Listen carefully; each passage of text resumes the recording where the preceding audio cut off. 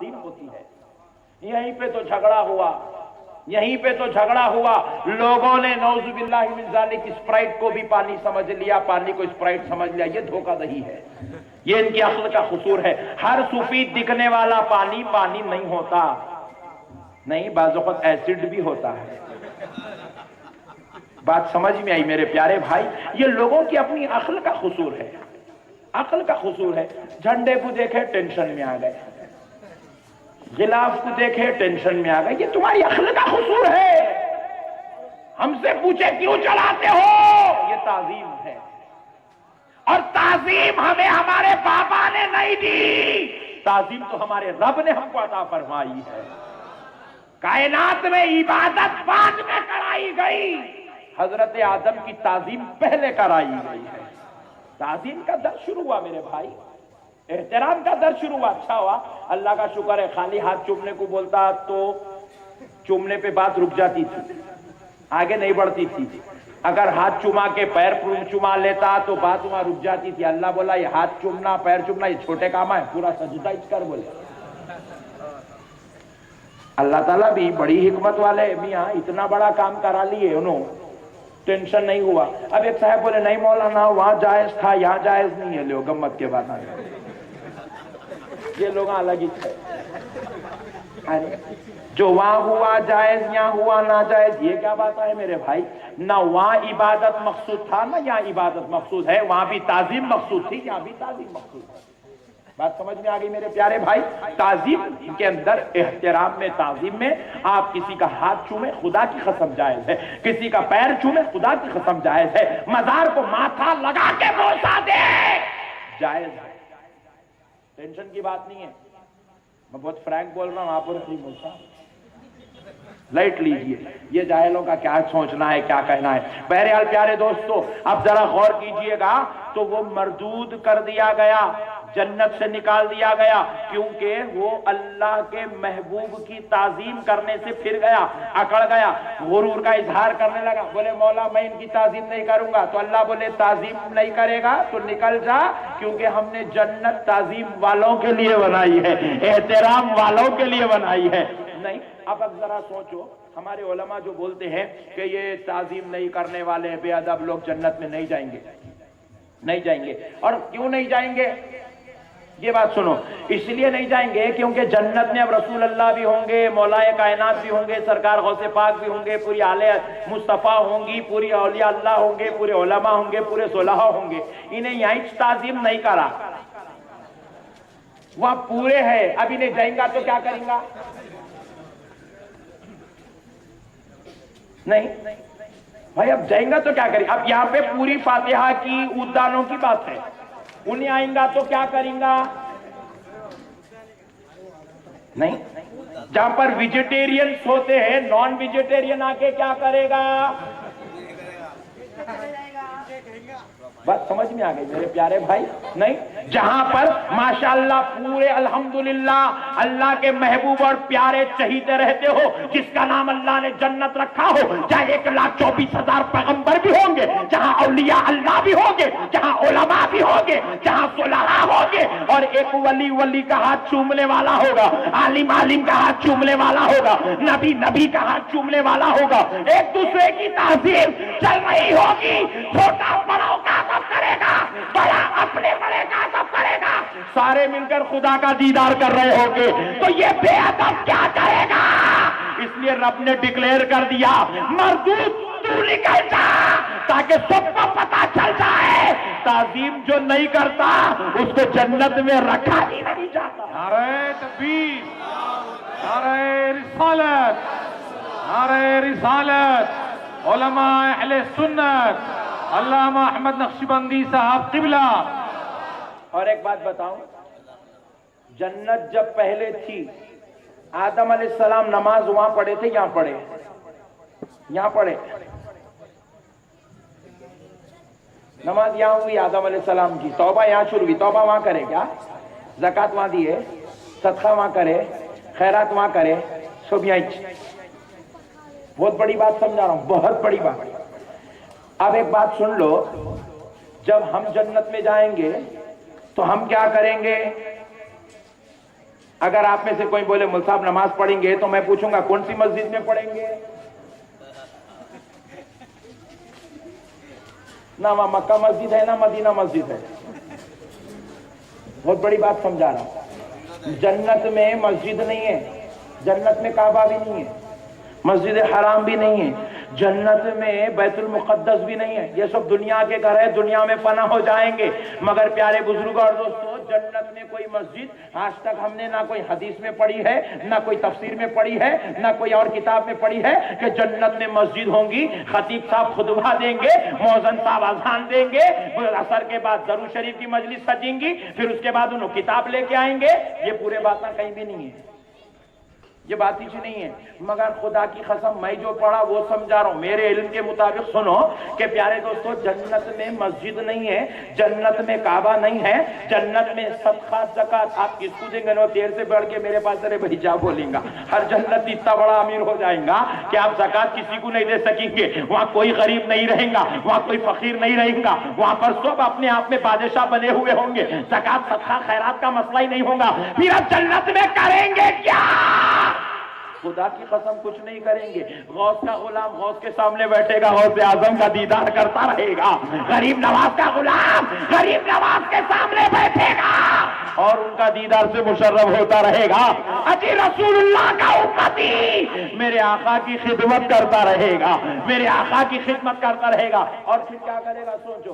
یہاں دیکھو جیسا 11ویں چل رہی، 12ویں چل رہی، چھٹی کا کھانا. چھٹی بولے تو وہ چھٹی نہیں ہے، غریب نواز کی چھٹی، غریب نواز کی چھٹی کا کھانا یہاں چل رہا ہے. پیارے دوستو، یہاں پر اولیاء اللہ کی فاتحہ چل رہی ہے، یہاں پر زیارتیں چل رہے ہیں، یہاں پر مقدس عبادات ہو رہی ہے. پیارے دوستو، یہاں کھانا کھایا جا رہا ہے. جنت میں کیا ہوگا؟ کسی مسجد میں نماز تو نہیں ہوگی، مگر غوث و خواجہ کا غلام کہیں میوہ کھا رہا ہوگا، کہیں شہد پی رہا ہوگا، کہیں کچھ کھانا کھا رہا ہوگا، کہیں جنت کی نعمتیں کھا رہا ہوگا. اور سنو، اتنی حدیثیں آئی ہے جنت میں اگر کوئی پھل کروڑوں میل دور نظر آئے اور یہاں ٹھہر کر اگر جنتی ارادہ کر لے میں وہ پھل کھاؤں گا، ارادہ ختم ہونے سے پہلے وہاں پہنچا دیا جائے. یہ کھانے کا سسٹم اس لیے شروع ہوا 11ویں میں. یہاں بھی کھاؤ، وہاں بھی کھانا ہے.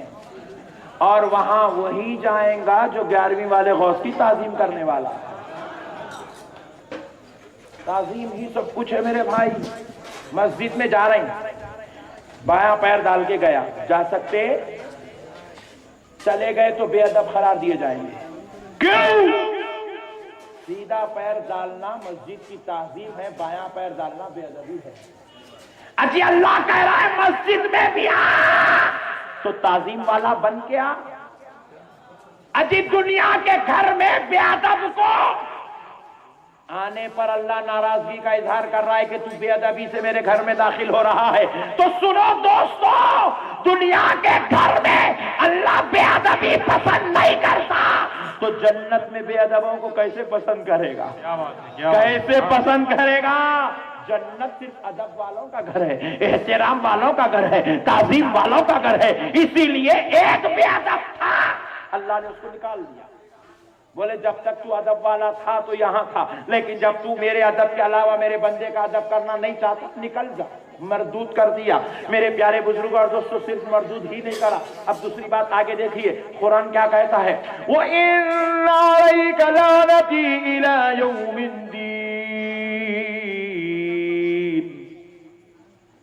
قیامت کے دن تک تجھ پر اللہ کی لعنت ہے. اور جلال دیکھیے اللہ کا، خالی سجدہ نہیں کیا. خالی سجدہ مت سمجھیے، اللہ کے نبی کی تعظیم نہیں کیا، اللہ کے محبوب کا احترام نہیں کیا، اللہ کے محبوب کو بڑا نہیں مانا. اللہ کو جلال آیا، کہہ رہا ہے پہلی آیت میں کہا تم مردود ہے، دوسری آیت میں کہا تجھ پر اللہ کی لعنت ہے. اب پھر آگے سنیے، قال رب فانظرني الى يوم يبعثون قال فانك من المنذرين. اللہ اکبر. اللہ رب العزت کہہ رہا ہے کہ تجھ کو ہم نے اپنے دربار سے دھتکار دیا ہے. اللہ اکبر. ذرا سوچو پیارے دوستو، اللہ رب العزت اپنی ناراضگی کا اظہار کر رہا ہے، وقت معلوم تک ہم نے تجھ پر لعنت رکھ دی ہے اور تو کبھی کبھی سرفراز نہیں کیا جائے گا، ہمیشہ کے لیے تو اللہ کے دربار سے نعمتوں سے محروم کر دیا گیا ہے۔ ہم نے پوچھا مولا آخر اتنا غضب کیوں، اتنی ناراضگی کا اظہار کیوں، جنت سے نکال دیا کافی تھا، مردود بھی کہہ رہے ہو، لعنتی بھی کہہ رہے ہو، مولا اتنا غضب کیوں؟ تو رب نے جواب دیا سنو، اس لیے کوئی اگر ہمیں خدا چھوڑ کر کسی اور کو خدا بنا لے ہم برداشت کر سکتے ہیں، اسی لیے خالی قل یا ایھا الکافرون، مردود نہیں بول رہے ہیں، کافرون بول رہے ہیں، کافروں کو کافر۔ بات غور کرو دوستو، کافروں کو صرف کافر کہا جاتا ہے، بولے جو ہم کو نہ مانے ہم اسے کافر ہی کہیں گے، مگر جو ہمارے محبوبوں کی تعظیم کا انکار کر دے، ہمارے جلال کو تو دیکھو، ہم اسے مردود بھی کہہ رہے ہیں، جنت سے بھی نکال رہے ہیں، اور قیامت کے دن تک اس پر لعنت برساتے چلے جائیں گے، اسے لعنت ہی کہہ رہے ہیں۔ اللہ کا غیظ و غضب تو دیکھو، کیونکہ پیارے دوستو یہ غیظ و غضب کس وجہ سے ذرا دیکھ لیجئے، گھر میں دو بیٹے ہیں، ماں ہے، میں غیظ و غضب کی وجہ بتا رہا ہوں آپ کو، گھر میں دو بیٹے ہیں اور ماں ہے، چھوٹے بھائی نے اگر اپنی ماں کی بے ادبی کر دی، گستاخی کر دی، نافرمانی کی حد کر دی، بد کلامی کر دی، تو بڑا بھائی اب خاموش بلینکٹ اوڑھ کر نہیں سوتا، جلال میں آتا ہے، اپنے چھوٹے بھائی کو مارتا ہے، چھڑی سے پیٹتا ہے، اور دروازہ کھول کر گھر کے باہر ہکال دیتا ہے اور کہتا ہے اس وقت تک نہیں آنا جب تک تو ماں سے معافی نہیں مانگتا ہے۔ پیارے دوستو ذرا غور کرو، حالانکہ چھوٹا جو بھائی ہے وہ اپنے بڑے بھائی کو گالی نہیں دیا، بڑے بھائی کو برا نہیں بولا، بڑے بھائی کے ساتھ بد اخلاقی بدتمیزی نہیں کیا، ماں کے ساتھ کیا، لیکن بڑے بھائی کو غصہ کیوں آیا جبکہ اس کے ساتھ تو اس نے کوئی گستاخی نہیں کی؟ تو بڑے بھائی سے پوچھا گیا کہ تیرے بھائی نے تو تجھے برا نہ کہا، تجھے غصہ کیوں آیا؟ تو وہ بڑا بھائی جواب دے گا مجھے برا نہ بولے تو کیا ہوا، میری ماں کو برا بولا، میری محبت کو برا بولا، میرے پیار کو برا بولا، میری عقیدت کو برا بولا، میری جان سے زیادہ عزیز ماں کو برا بولے میں کیسے برداشت کروں گا؟ تو اسی لیے شیطان نے بھی پوچھا مولا میں نے تو تجھے برا نہیں کہا ہے، تجھے تو گستاخی نہیں کی ہے، تیری تو بے ادبی نہیں کی، تو اتنا جلال میں کیوں آیا؟ رب نے کہا سن لے، تو نے مجھے برا نہیں بولا مگر میری محبت کی بے ادبی کیا ہے، میرے محبوب کی بے ادبی کیا ہے، میرے پیارے کی بے ادبی کیا، میرے اچھے کی بے ادبی کیا، جسے میں عزیز رکھتا ہوں تو نے اس کی ایک ساتھ بد اخلاقی بے ادبی کی ہے، لہذا وہ میری محبت ہے، اور جو میری محبت کو برا بولے میں اسے صرف جنت سے ہی نہیں نکالتا بلکہ مردود بھی کر دیتا ہوں اور قیامت تک لعنت بھی بھیج دیتا ہوں۔ اولیاء اللہ ہمارے محبوب نہیں ہیں، اللہ کے محبوب ہیں، اسی لیے ان کو محبوب بندگان نہیں کہا جاتا، محبوب الہی کہا جاتا ہے، وہ اللہ کے محبوب ہے میرے بھائی۔ ان کے ساتھ بغاوت کر کے، ان کے ساتھ گستاخی کر کے، ان کے ساتھ بے ادبی کر کے کوئی جنت میں ہرگز نہیں جا سکتا۔ جنت والا جنت میں نہیں رہ سکا تو پھر باہر والا جنت میں کیا خاک جائے گا؟ اس لیے میرے پیارے بھائیوں آج ہمیں ضرورت ہے ہم سمجھیں اس بات کو۔ پھر اس کے بعد دیکھیے کیا ہوا، شیطان یہ ساری چیزیں دیکھ لیا، دیکھ لے کے اس کے بعد جو ہے باہر آیا، قال فإنك من المنذرين، اے اللہ بے شک میں تیرے بندوں کو بہکاؤں گا، اللہ تعالیٰ کو بول رہا ہے میں تیرے بندوں کو بہکاؤں گا، کیونکہ اس نے دیکھ لیا یہ اللہ اتنی محبت کرتا ہے اپنے بندوں کو کہ اس نے سوچا کہ شاید میں اس کے بندوں کو بہکاؤں گا، یہ کہوں گا تو شاید بندوں کی محبت میں پھر مجھ کو واپس جنت میں بلا لے گا۔ اِلَى يَوْمِ يُبْعَثُونَ، قیامت کے دن تک بہکاتا رہوں گا، پروردگار عالم فرمایا اچھا میرے بندوں کو بہکاتا ہے، جا بہکا لے، اللہ اللہ، جا بہکا لے، میں نے تجھے اجازت دے دی ہے، کتنا بہکاتا ہے بہکا لے۔ اللہ اکبر، ذرا غور تو کرو پیارے دوستو، اللہ رب العزت نے خود شیطان کو اجازت دی بہکا لے۔ تھوڑا ایک لطیف نکتہ، سمجھیں گے تو بہت اچھی بات ہے، نہیں سمجھیں گے تو بہکنے کے چانسز ہیں، اور بہکنے والے نہیں ہیں، اس لیے سمجھنے والے سمجھا ہی دیتا ہوں۔ میں اللہ کی بارگاہ میں اگر عرض کروں گا اے اللہ میں نماز پڑھنا چاہ رہا ہوں لیکن وہ شیطان پڑھنے کی نہیں دے رہا، دل میں گندے گندے خیالات ڈال رہا، وسوسے ڈال رہا، میرے کو بہکا کے رکھ دیا، مولا پھر آپ اس کو پرمیشن کہیں کو دیا جی؟ بہکانے کی اجازت کیوں دیا؟ نہیں، ایک چور پولیس اسٹیشن میں بول کے نکل رہا میں جا کے وہاں چوری کرتا ہوں، انہیں ہمارے گھر کو آ کے چوری کر رہا، ہم لوگ جا کے کمپلینٹ کرتے اور جی ہم لوگ آج پرمیشن دیے، تو مقصد ہی ختم ہو جائے گا، پولیس کا چور کا مقصد ختم۔ انہیں بول رہا میں تیرے بندوں کو بہکاؤں گا، اور اللہ تعالیٰ بول رہے ہیں جا تجھے اجازت دی جاتی ہے بہکانے کی، بہکا لے، گمراہی کی طرف لے جانا چاہتا ہے لے جا۔ میں قرآن سے سمجھا رہا ہوں اولیاء اللہ کے پیدا ہونے کا کانسیپٹ کیا ہے، اولیاء اللہ کو کیوں پیدا کیا گیا، بات سمجھو دوستو، قرآن سمجھا رہا ہوں۔ ہم پوچھے مولا انہیں بہکاتا ہوں کہاں، اور آپ نے اجازت دے دی جا بہکا لے، پھر اے اللہ انہیں بہکا رہا، ہمارے اندر اتنی قوت بھی نہیں ہے اس سے فائٹ کر سکے، اور جبکہ آپ خود قرآن پاک میں ارشاد فرمائیں ان الشیطان للانسان عدو مبین، آپ خود کہہ رہے ہیں شیطان تمہارا سب سے بڑا دشمن ہے، اور ہم لوگوں کا نہ اسے لڑنے کا نہ تلوار ہے نہ ہتھیار ہے۔ مولا وہ دشمن ہما کو بہکا رہا اور ہم گناہ کرتے جا رہے ہیں، پروردگار جب انہیں آپ ہما کو بہکا تو کہا آپ کو تو آپ پکڑ کے دوزخ میں ڈال دینا تھا، بھیجنا ہی تھا نیچے، آپ پرمیشن دے کے بھیجے گئے۔ تو رب کریم کی بارگاہ سے جواب آیا بندو اس میں ہی تو میری خدائی چھپی ہوئی ہے۔ ہم نے پوچھا مولا اس میں آپ کی کیا خدائی چھپی ہے؟ تو بولے سنو، جب شیطان نے مجھ سے کہا تھا کہ اللہ میں تیرے بندوں کو بہکانا چاہتا ہوں تو میں نے خود اسے پرمیشن دی جا بہکا لے۔ پوچھا مولا کیوں؟ بولے شیطان بھی یہی پوچھا تھا، میں تیرے بندوں کو بہکانا چاہتا ہوں اور تو کچھ پرمیشن دے رہا ہے؟ بولے جی ہاں میں تجھے پرمیشن دے رہا ہوں۔ شیطان نے پوچھا مولا کیوں؟ تو رب نے جواب دیا اِلَّا عِبَادَكَ الْمُخْلَصِينَ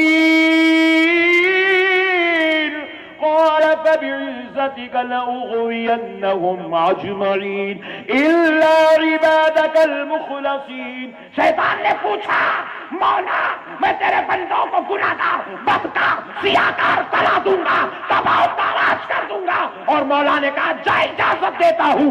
میں نے پوچھا مولا اجازت کیوں دیتا ہے؟ تو رب نے جواب دیا اے ابلیس سن لے، جب تو بہکانے کی قوت رکھتا ہے تو کیا ہم بچانے کی قوت نہیں رکھتے ہیں؟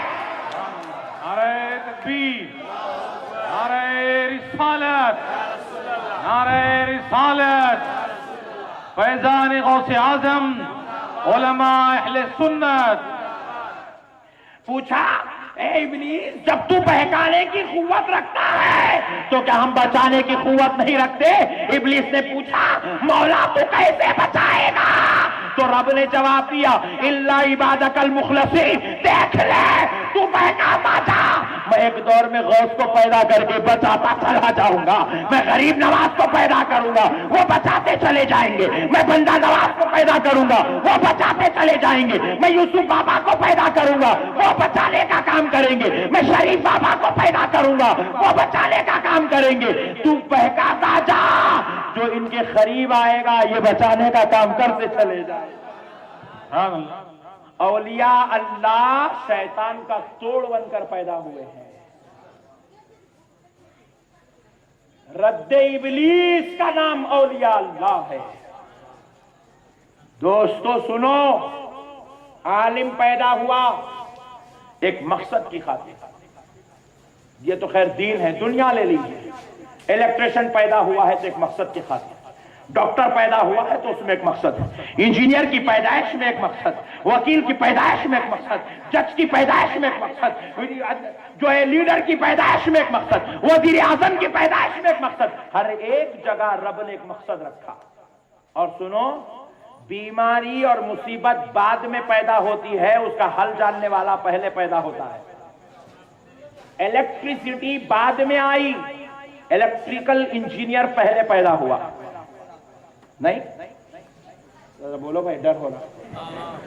ہاں، پہلے انہیں پیدا ہوا تو جنہیں الیکٹریسٹی بنایا تو آپ کھٹکا ڈالے نہیں۔ اور خدا کا فضل دیکھو، بیماری بعد میں پیدا ہو۔ اشرف علی تھانوی صاحب یہ تبلیغی جماعت کے فاؤنڈرز میں سے ہیں۔ یہ ہر روز مغرب کی نماز کے بعد اپنے مریدین کو، اپنے معتقدین کو، اپنے چاہنے والوں کو درس دیا کرتے تھے اپنی مجلس میں بیٹھ کر، مسجد میں بیٹھ کر۔ تو ان کے جو چاہنے والے، ان کے مریدین، معتقدین جو تھے، وہ اشرف علی تھانوی صاحب کی باتوں کو لکھ لیا کرتے تھے۔ اور جب لکھتے لکھتے لکھتے لکھتے اتنے پیپرز جمع ہو گئے تو اس کو ایک کتاب کی شکل دے دیے، اور اس کتاب کا نام رکھے افادات یومیہ، ہر دن کا فائدہ۔ ہر روز ہم نے اپنے مرشد سے، اپنے استاد سے کیا فائدہ حاصل کیا، یہ ان لوگوں نے کتاب کی شکل میں اس کو تیار کر کے دے دیا۔ تقریباً 1000 صفحات کے قریب ہے۔ افادات یومیہ اس کتاب کا نام ہے، اور یہ تبلیغی جماعت کے فاؤنڈرز میں سے ہیں اشرف علی تھانوی صاحب۔ یہ اس کتاب کے اندر ان کا بیان کردہ ایک واقعہ ہے۔ یہ فرماتے ہیں، مجھ سے مولانا مظفر صاحب نے کہا، میں کتاب کا نام بھی بول رہا ہوں، کتاب کیسا بنی وہ بھی سمجھا رہا ہوں، ساری تفصیل کے ساتھ سنا رہا ہوں، آپ جا کر دیکھ لیجیے، ٹینشن لینے کی ضرورت نہیں ہے۔ اشرف علی تھانوی صاحب کہتے ہیں، مجھ سے مولانا مظفر صاحب قبلہ رحمت اللہ علیہ نے کہا، اور وہ میری نظر میں سلف صالحین یعنی کہ بڑے بزرگ نیک لوگوں اولیاء اللہ میں سے تھے۔ یہ اشرف علی تھانوی صاحب کہتے ہیں کہ انہوں نے مجھ سے کہا، اس لیے میں اس بات پر یقین کرتا ہوں، اور میں تم سے کہہ رہا ہوں کہ تم بھی اس بات پر یقین کرو۔ یہ پہلے اس بات کو یقین کرو کی تلقین کرتے ہوئے اب اشرف علی تھانوی صاحب آگے بیان کرتے ہیں۔ کیا لکھتے ہیں کہ غوث پاک، غوث اعظم کا ایک دھوبی تھا۔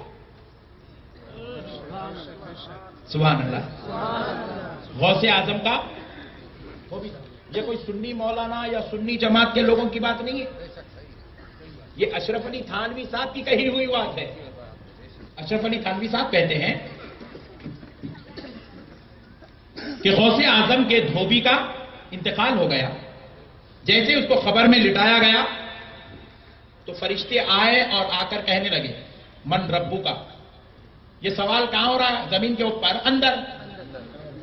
اور اشرف علی تھانوی صاحب کہہ رہے ہیں، مجھ سے مولانا مظفر صاحب نے بیان کیا تو مطلب کیا، اللہ والوں کو اللہ یہ نظر بھی دیتا ہے، خبر کے اندر کیا ہو رہا وہ دیکھتے ہیں۔ پیارے بزرگ اور دوستو، اب پھر آگے کہتے ہیں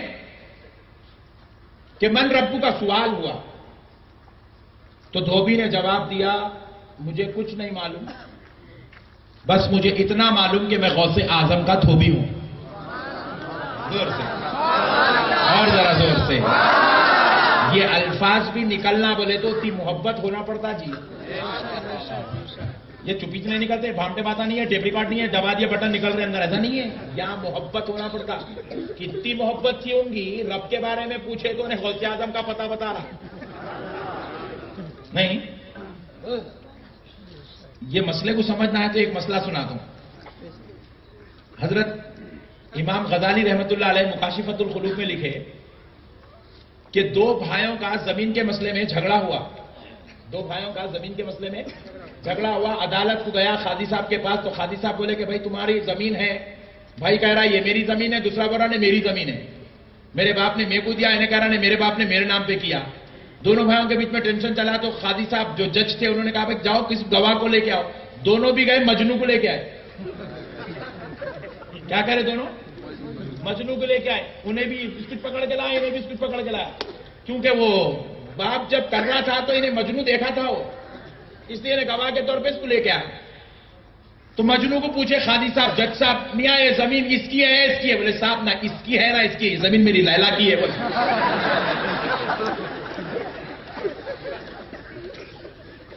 समझ में आ रही भाई, ये बाता होना बोले तो मोहब्बत होना पड़ता नहीं, मन रब्बू का बोले सोने बोला वो नहीं मालूम रे बड़े भाई, मैं गौसे आजम का धोबी हूं बोला। अल्लाह अल्लाह, फरिश्ते भी पहले क्या, अरे भाई अब तक जितने आए रब्बी अल्लाह बोले ने तो हा हा लादरी बोले ने, नया ही छाया गौसे आजम का धोबी हूं। फिर अशरफ अली थानवी साहब आगे बयान करते हैं कि फिर उससे पूछा गया मां दीनू का, वो कहता है बोले भाई मैं गौसे आजम का धोबी हूं, मुझे नहीं मालूम। फिर तीसरी बार पूछेगा मा कुंता तक़ूलु फी हाज़र रजूलि मुहम्मदिन सल्लल्लाहु अलैहि वसल्लम, आसान अंदाज में, मन नबियों का। जैसे ही पूछना था फरिश्त वो धोबी जलाल में, मैं जब से बोल रहा हूं मुझे नहीं मालूम, बस इतना मालूम कि गौसे आजम का धोबी हूं, पाक पानी से कपड़े धोता था, पाक जगह पे सुखाता था, अच्छे अंदाज में तय करके लेके जाके सरकार गौसे आजम को दे देता था। इतना ही मालूम, क्या आगे कुछ नहीं मालूम, बस अब कुछ नहीं पूछना। चौथा सवाल है नहीं, उन लोग पूछते नहीं, इसका जलाल देख के वापिस चले गए लोग। अब अशरफ अली थानवी साहब जाकर कहते हैं, अशरफ अली थानवी साहब आगे बयान करते हैं कि फरिश्ते जाकर अल्लाह से कहे, ए अल्लाह, ये जो खबर में बंदा आया है इन्हें अजीब बात कर रहा है, नहीं मन रब्बू का पूछे तो बोले गौसे आजम का धोबी हूं, मां दीनू का गौसे आजम का धोबी हूं, मन नबियों का गौसे आजम का धोबी हूं। ए अल्लाह, अब तू बता मौला इसके लिए क्या करें? अगर जवाब देता तो रहमत देते, नहीं देता तो अजाब देते। ना ये जवाब देने वालों में से, ना इनकार करने वालों में से, नया एक फार्मूला पेश करा, गौसे आजम का धोबी हूं